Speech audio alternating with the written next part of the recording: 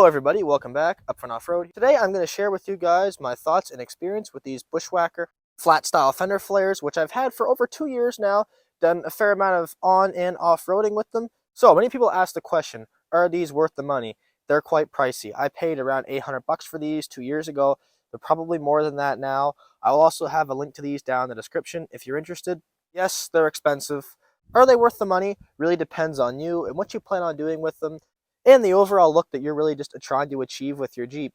For me, yes, I think they're worth it. Not only for their functionality, but also for the stylish look that I think they provide your Jeep with. They look much better than the dull, faded, flat style, boxy looking factory fender flares that I really never cared for. The color matched ones look a little better, but still these are a way better fender. You can also get these color matched too, which I think is pretty cool. So if you plan on doing lots of off-roading and want to clear bigger tires, and possibly even run a smaller lift, then these are definitely worth the money for you. Or you're also looking to improve the look of your Jeep, something over the stock fender flares, very tasteful upgrade that give your Jeep a new sense of flavor. Since these are produced by Bushwhacker, they are made of a high quality UV resistant plastic with integrated LED signal lights that are meant to flex and not break upon impact. So one other thing to consider when going with these is, do you want these instead of metal ones? Some people say metal's better, some people say these ones are better.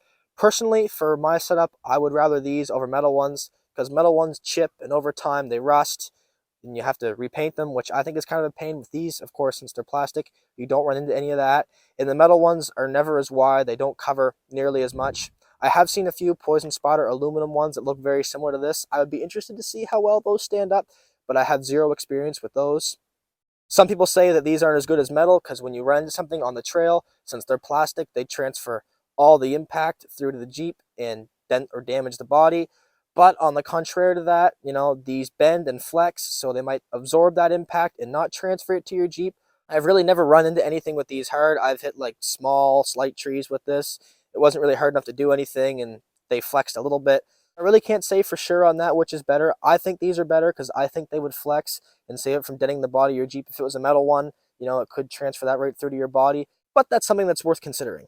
One other thing to mention with these two over metal fenders is that if you do break one of these, it will be almost impossible to fix. You'll probably have to buy a new one somewhere, and it will be a pain to try to find just one of these.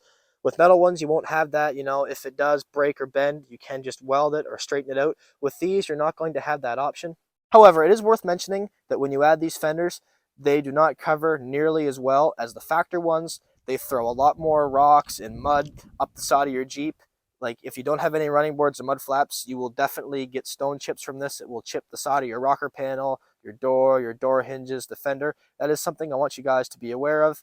If your Jeep mainly stays on the pavement and it's a mall crawler and you don't want to get any stone chips, these are probably not for you. Or if you do still want to go with them, I would highly recommend you get yourself a set of running boards and mud flaps. Or even if your Jeep isn't a mall crawler and you do lots of off-roading, I would still recommend a decent set of running boards and a good set of mud flaps to help prevent some rock chips. Like I said, I've had these for around 2 years now. They seem to be standing up really well and have not faded. So when it comes to installing these, they do work with the factory inner fender liners. The only thing is you will have to cut them, but not to fear. The instructions will show you how to do that and how to measure exactly what you need to cut off. These came with a pretty good set of instructions. It's not the best. It's a fairly involved and long process, but anyone with basic mechanic knowledge and tools should be able to do this for the most part.